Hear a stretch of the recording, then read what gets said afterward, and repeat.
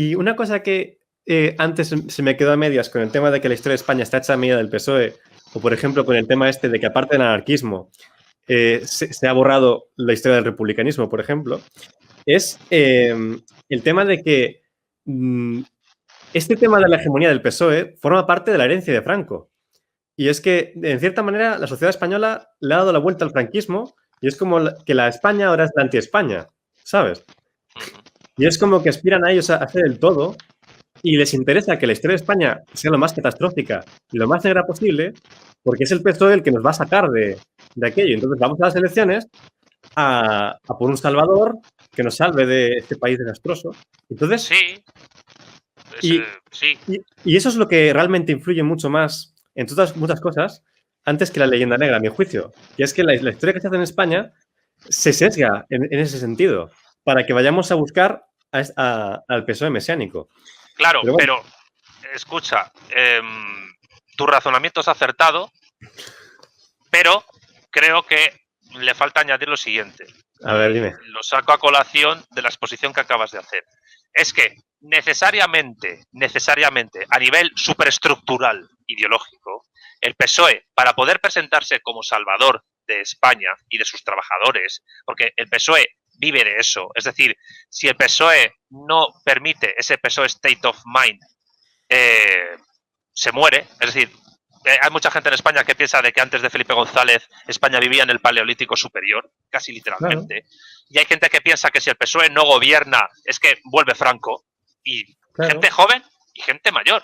Pero es que para que eso ocurra, el PSOE tiene que ser necesariamente negro legendario.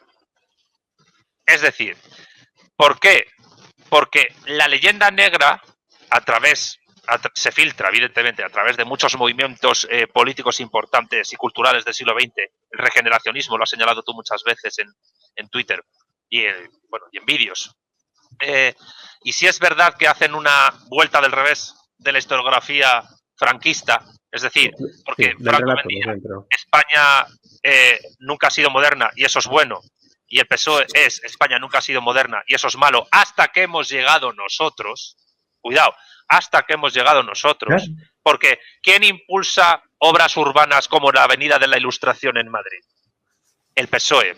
¿Quién impulsa, después de haber roto con el marxismo, una conexión con incluso el despotismo ilustrado con Carlos III?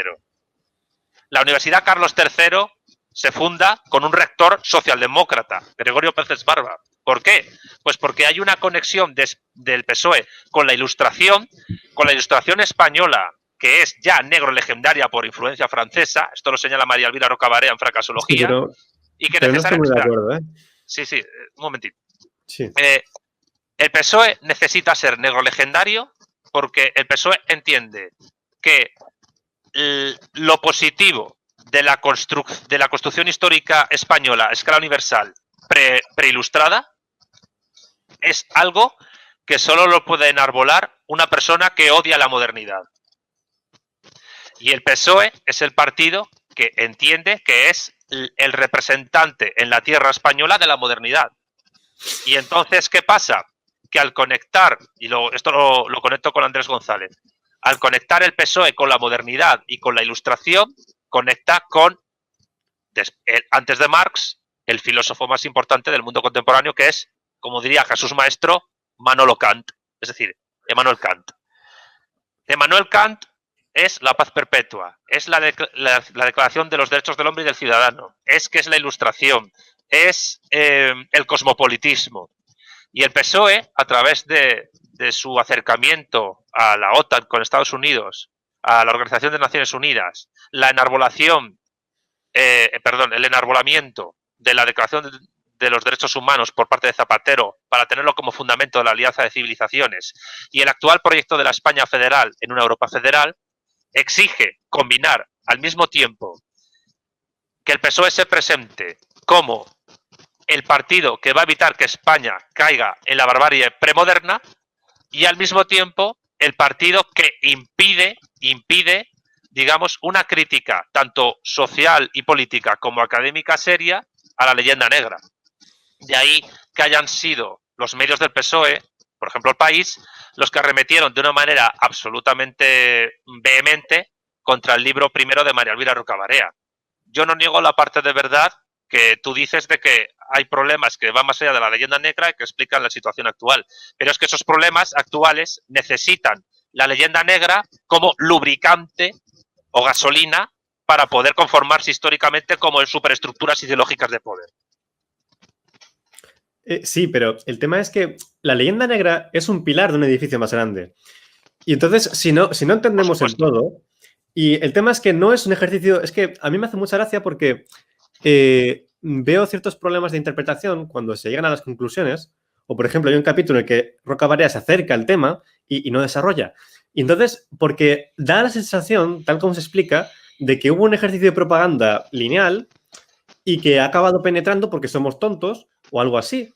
Y hay que saber interpretar que realmente, más que un ejercicio de propaganda, es un caldo interno, es un caldo endógeno de España y que tiene que ver con muchas cosas que ha pasado en el siglo XX y que ha interesado educar a la gente en todo esto, en narrar una degeneración de la historia de España para que la gente busque la regeneración. Y el tema del Mesías es que, por ejemplo, yo ya lo había estudiado antes de leer Azaña, pero es que lees Azaña y te lo explica perfectamente. Esta gente está narrando una destrucción para ser ellos los mesías. Y es tal cual. Y si no entendemos estos mecanismos, la leyenda negra se vuelve un cajón desastre que no acaba de ser útil. ¿Sabes? Pero bueno, eso y me he perdido, así que no sé si... Pero, ¿sabes? Sí.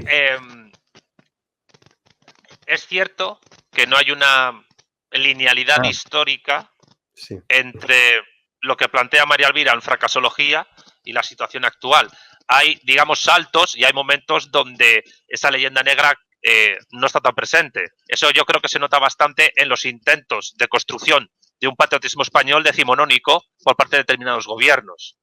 De hecho, en la revista Historia y Política, que es española, yo hice hace tiempo, antes de irme a Argentina, una recopilación de artículos muy interesantes sobre cómo a través de cierta simbología urbana y pictórica y literaria, los liberales españoles tratan de luchar contra esa leyenda negra precisamente cuando el imperio ha caído ya. Tengo que leerme ese artículo. Sí. No es un artículo, son varios. O sea, yo llegué a recopilar como unos 80 o 90, Pues y de no la lo misma conocía. publicación.